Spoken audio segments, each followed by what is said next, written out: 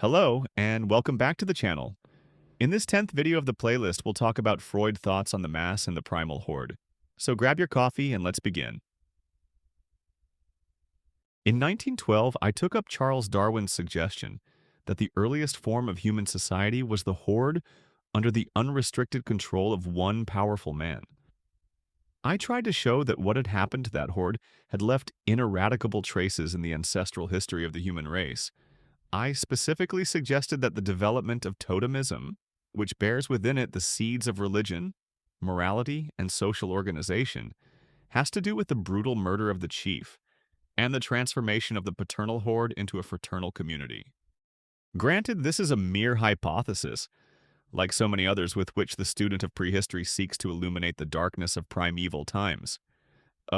Just so story, as a rather charming English critic once wittily dubbed it. However, in my view, such a hypothesis has merit if it lends itself to creating coherence and comprehension in ever wider fields of enquiry. Human masses again present us with the same familiar picture of the super-powerful individual amid a throng of equal companions, as is contained in our idea of the primal horde. The psychology of the mass, as we know it from the descriptions we have cited repeatedly, the disappearance of the conscious individual personality, the orientation of thoughts and feelings along the same lines, the dominance of affectivity in the unconscious mind, the tendency towards immediate execution of intentions as they arise, all that corresponds to a state of regression to precisely the same kind of primitive mental activity as one would wish to attribute to the primal horde. The mass thus appears to us as a resurgence of the primal horde. In the same way as primeval man is preserved virtually in every individual, any crowd of people can recreate the primal horde. Insofar as mass formation habitually dominates people's lives, we recognize in it the continued existence of the primal horde. We are obliged to conclude that mass psychology is the oldest psychology of the human race. The discipline that, disregarding all the residues of the mass, has been isolated as the psychology of the individual emerged only subsequently piece by piece and, as it were, always only partially from the old mass psychology. We shall now try to indicate the starting point of that development. A moment's thought shows us how, in what respect, this assertion needs to be qualified. Individual psychology must in fact be the same age as mass psychology, since from the outset there were two types of psychology: that of the individuals making up a mass and that of the father, the chief, the leader. The individuals making up the mass were bound in the same way as we find they are today, but the father of the primal horde was free. Despite his isolation, his intellectual deeds were powerful and independent. His will required no reinforcement by others. We assume logically that his I was less bound libidinally. He loved no one but himself, and others only insofar as they served his requirements. Nothing surplus was surrendered by his I to objects. At the dawn of human history, he was the Superman, the Übermensch, whom Nietzsche expected only the future to produce. Even today, mass individuals need the pretense that they are loved by the leader equally and fairly, but the leader himself need love no one else. His may be a Herr Natur, a master nature, totally narcissistic, yet self-assured and independent. We know that love holds narcissism in check, and we could show how, in consequence of that effect, it has become a civilizing element. The primal father of the horde was not at this point immortal, as deification later made him. When he died, he had to be replaced.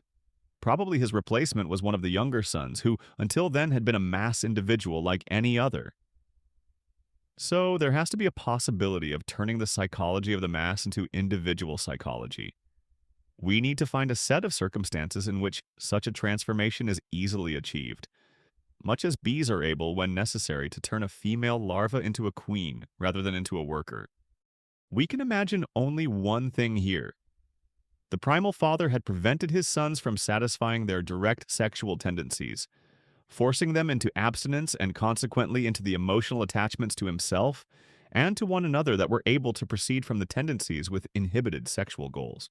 He forced them, so to speak, into mass psychology. His sexual jealousy and intolerance ultimately became the ground and reason for mass psychology. For the one who succeeded him, there was also the possibility of sexual satisfaction, and with it, a way out of the conditions of mass psychology opened up. Fixation of the libido on woman, the possibility of satisfaction without delay and buildup, ended the importance of goal-inhibited sexual tendencies and allowed narcissism always to rise to the same height.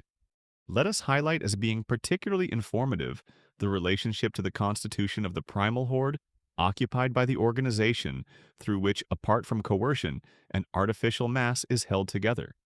In connection with army and church, we have seen that this is the pretense that the leader loves each and every individual in a fair and equal way. But this is nothing short of an idealistic reworking of the circumstances of the primal horde, in which all the sons were aware of being persecuted by the primal father in the same manner, and feared him in the same manner.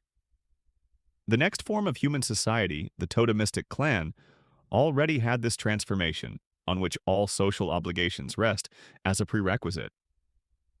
The indestructible strength of the family as a natural mass formation rests on the fact that this essential prerequisite of the father's equal love for it really can obtain.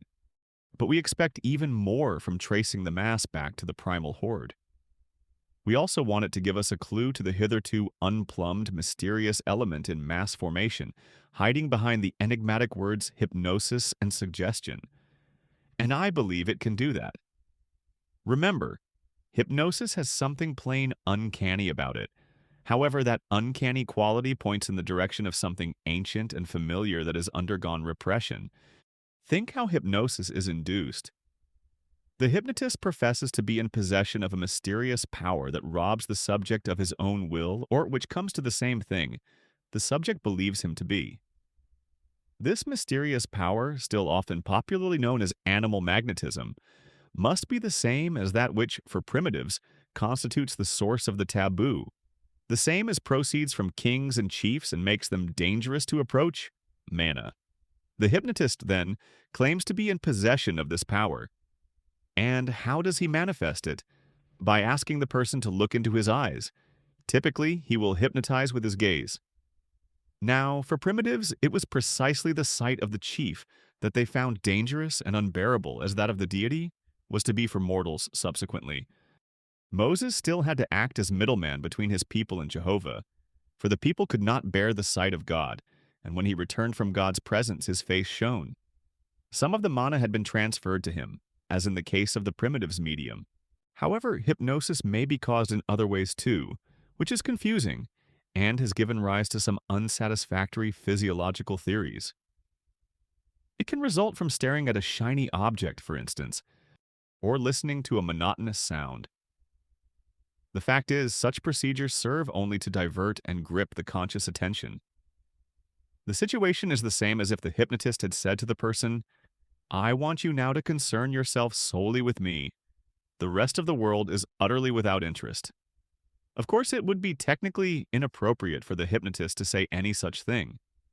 The subject would be wrenched out of his unconscious frame of mind by it and provoked into conscious contradiction.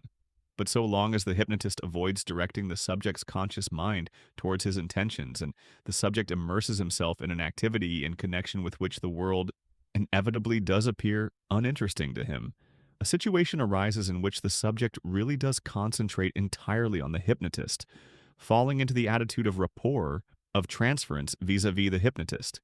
In other words, the hypnotist's indirect methods, much like many techniques of joking, have the effect of holding back certain distributions of mental energy that would disturb the course of the unconscious process, and they lead ultimately to the same goal as direct influencing by staring or stroking.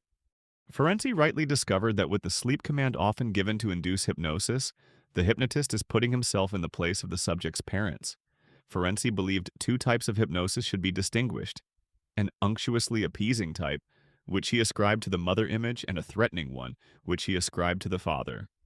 In hypnosis, the order to go to sleep implies nothing more nor less than an invitation to withdraw all interest from the world and concentrate it on the person of the hypnotist. That is how the subject sees it too, because it is this withdrawal of interest from the outside world that constitutes the psychological definition of sleep and the foundation on which the affinity between sleep and the hypnotic state is based. In other words, by his actions, the hypnotist awakens in the subject part of the latter's archaic inheritance that also concerned the subject's parents, and that in relation to the subject's father experienced an individual revival. The idea of an overpowering and dangerous personality, in the face of whom the only possible attitude was one of passive masochism, to whom one must inevitably lose one's will, and being alone with whom, coming under his gaze, looked very risky. That is about the only way that we can imagine the relationship between an individual member of the primal horde and the primal father. We know from other reactions that the individual has retained a variable amount of personal aptitude for reviving such ancient situations. However, an awareness that hypnosis is after all only a game, a false renewal of those old impressions, may remain and may provide resistance against any excessively serious consequences of the hypnotic removal of the will. So the uncanny, compulsive nature of mass formation, evident in its suggestion phenomena, can no doubt rightly be traced to the fact that it has its origin in the primal horde. The leader of the mass is still the feared primal father. The mass still wishes to be dominated by absolute power. It is in the highest degree addicted to authority. In Le Bon's expression, it has a thirst for subordination. The primal father is the mass ideal that dominates the I in place of the I ideal. Hypnosis has every right to be described as a mass of two. There is no further need to define suggestion as a conviction based not on perception and thinking, but on erotic attachment. If you enjoyed this video, you might want to check the books available in our link in the description. There you'll find many fundamental marketing books in different languages. And don't forget to subscribe to the channel for more psychology-related content. See you in the next one.